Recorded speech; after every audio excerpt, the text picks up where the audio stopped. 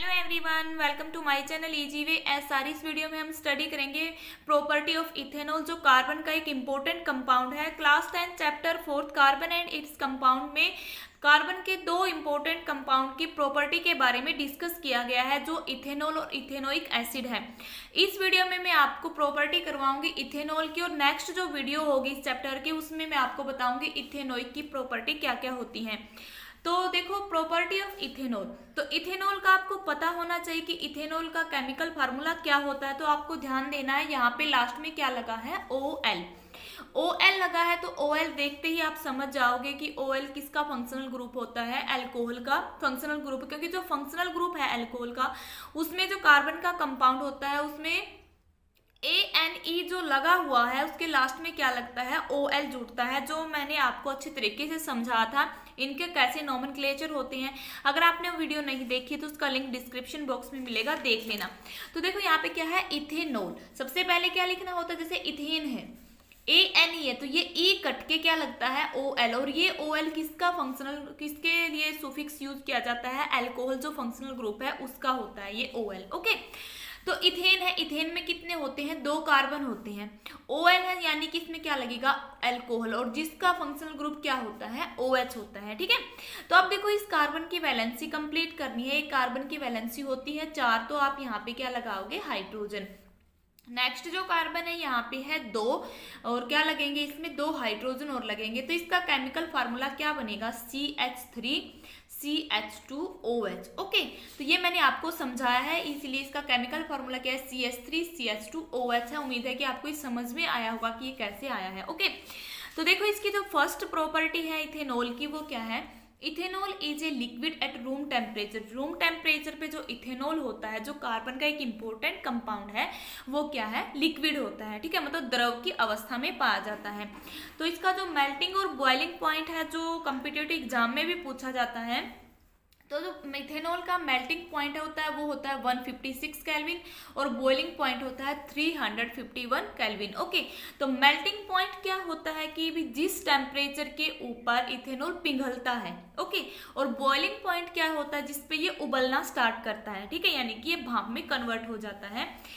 अगर आपको डिटेल में समझना है मेल्टिंग और बॉइलिंग पॉइंट, तो कमेंट बॉक्स में मेरे को जरूर बताना, मैं इसके ऊपर भी एक वीडियो जरूर बनाऊंगी। तो नेक्स्ट जो इसकी प्रॉपर्टी है इथेनॉल की, क्या है कि जो इथेनॉल है इसको क्या बोला जाता है, अल्कोहल। अल्कोहल क्यों बोला जाता है, देखो यहाँ पे OH है। OH किसके लिए यूज होता है, फंक्शनल ग्रुप होता है किसका, अल्कोहल का। तो इसका कॉमन जो नेम है इथेनॉल का, वो क्या, उसको हम अल्कोहल भी बोल सकते हैं। और ये एक एक्टिव इंग्रेडिएंट का जो इथेनॉल होता है वो क्या है, एक एक्टिव इंग्रेडिएंट है कि इसमें अल्कोहलिक ड्रिंक के अंदर इसका यूज किया जाता है। ओके, और इथेनॉल क्या है, एक गुड सोलवेंट भी है। सोलवेंट क्या होते हैं, जो अपने अंदर घोल लेते हैं। एक सोल्यूट होता है, एक सोलवेंट होता है। ठीक है, सोल्यूट और सोलवेंट में मैं आपको थोड़ा अंतर बता दूं क्या क्या होता है। देखो, सोल्यूशन है, सॉल्यूशन के अंदर 2 पार्ट होते हैं, एक होता है सोल्यूट और एक होता है सोलवेंट। ओके, सोलवेंट क्या होते हैं, जो लार्ज अमाउंट में होता है, और सोल्यूट होता है जो स्मॉल अमाउंट में होता है। ये दोनों प्रेजेंट होते हैं सॉल्यूशन में। तो जो अल्कोहल है ये क्या होता है, एक गुड सोलवेंट का काम करता है। ठीक है, जो दूसरे को अपने अंदर घोल लेता है। सेकंड जो फोर्थ इसकी प्रॉपर्टी है वो क्या है, जो अल्कोहल है ना, इसका मेडिसिन में भी यूज किया जाता है। मेडिसिन में जैसे क्या है, टिक्चर, आयोडीन, कफ सर्प या मैनीटोनिक के अंदर, जैसे कि खांसी या जुकाम हो जाते हैं, सर्दी लग जाती है, तो उसमें भी हम क्या इस अल्कोहल का यूज करते हैं। भी बहुत सारी मेडिसिन है जिनमें अल्कोहल डली हुई होती है। ओके, नेक्स्ट जो इसकी प्रॉपर्टी है कि जो अल्कोहल या इथेनॉल है वो क्या है, सोल्यूबल है वाटर के अंदर। सोल्यूबल का मतलब क्या होता है, ये इसके अंदर घुल जाता है पानी में। क्योंकि जैसे हम देखते हैं कि शराब होती है, वो उसमें क्या होता है, अल्कोहल प्रेजेंट होती है, और उसमें वाटर को ऐड किया जाता है, तो ये दोनों एक दूसरे में डिसॉल्व हो जाते हैं। इसका मतलब क्या है कि जो इथेनॉल है वो सोल्यूबल है वाटर के अंदर। Consumption of small quantity of dilute alcohol causes drunkenness. देखो क्या है यहाँ, ये जो मैं लास्ट में 2 पॉइंट बताऊंगी, ये बहुत इंपॉर्टेंट पॉइंट है, आपको ध्यान देना है इन पे।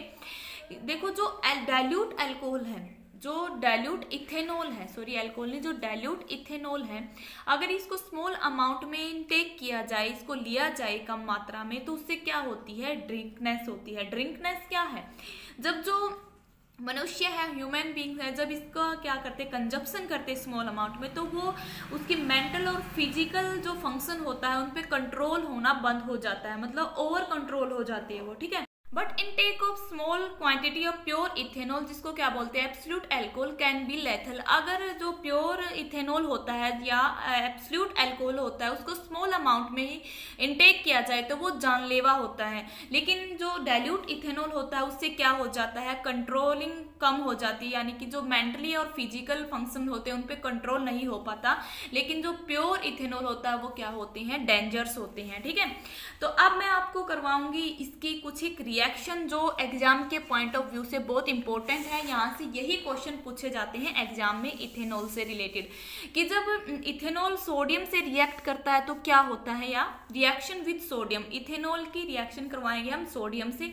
सोडियम का किससे रिप्रेजेंट किया जाता है, Na से, और इथेनॉल का क्या फार्मूला होता है, C2H5OH, या हम ऐसे लिख सकते हैं CH3CH2OH, और ये किसका है, सोडियम का। जब इन दोनों में रिएक्शन करवाई जाती है तो क्या होता है, हाइड्रोजन गैस इवोल्व होती है और बाय प्रोडक्ट क्या निकलता है, सोडियम इथो ऑक्साइड, ठीक है, जिसका फॉर्मूला क्या है CH3CH2O नेगेटिव Na पॉजिटिव, ठीक है। तो यहाँ पे जो हाइड्रोजन गैस इवोल्व हुई है, अगर ये किसी मेटल से रिएक्ट करती तो ये और भी प्रोडक्ट फॉर्म कर सकता है, ठीक है। तो आपको ये ध्यान रखना है, इथेनॉल की जब सोडियम से रिएक्शन होती है तो सोडियम इथो ऑक्साइड बनता है और हाइड्रोजन गैस निकलती है। जो फार्मूला क्या है सोडियम इथो ऑक्साइड का, CH3CH2O negative Na positive. Next जो इसकी रिएक्शन है जिसको हम डिहाइड्रेशन ऑफ इथेनॉल भी बोल सकते हैं, या ऐसे कि इथेनॉल से क्या बनाना, इथीन बनाना, okay, conversion of ethanol to ethene, ठीक है। तो देखो क्या होता है, डिहाइड्रेशन के नेम से ही आपको पता चल रहा है कि वाटर का रिमूव होना, ठीक है। हाइड्रेशन, डिहाइड्रेशन का मतलब क्या होता है, रिमूवल ऑफ वाटर, ठीक है।